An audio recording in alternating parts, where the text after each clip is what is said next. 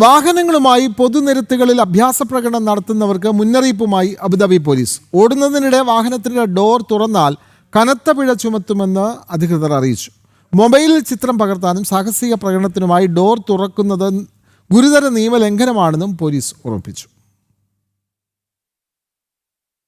ഓടുന്നതിനിടെ വാഹനത്തിന്റെ വാതിൽ തുറന്നാൽ 2000 ദിർഹം പിഴ ചുമത്തുമെന്നും ഡ്രൈവർമാരുടെ ലൈസൻസിൽ 23 ബ്ലാക്ക് പോയിന്റ് ലഭിക്കുമെന്നും അബുദാബി പോലീസ് മുന്നറിയിപ്പ് നൽകി. വാതിൽ കൃത്യമായി അടയ്ക്കാത്തത് മൂലമുള്ള അപകടങ്ങൾ തടയുന്നതിന്റെ ഭാഗമായാണ് നിയമം കർശനമാക്കുന്നത്.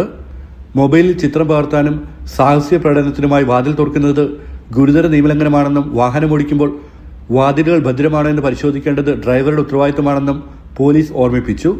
ഓടുന്ന വാഹനത്തിന്റെ വാതിൽ തുറന്ന മൂലം കഴിഞ്ഞ വർഷം 2 അപകടങ്ങളും ശരിയായ വാതിൽ അടയ്ക്കാത്തതിനാൽ ഒരു അപകടം ഉണ്ടായതായി ആഭ്യന്തര മന്ത്രാലയത്തിന്റെ വാർഷിക റിപ്പോർട്ടിലുണ്ട്. അശ്രദ്ധമായി വാഹനങ്ങൾ പിന്നിലേക്ക് എടുത്തത് മൂലം 98 അപകടങ്ങളും ഉണ്ടായി.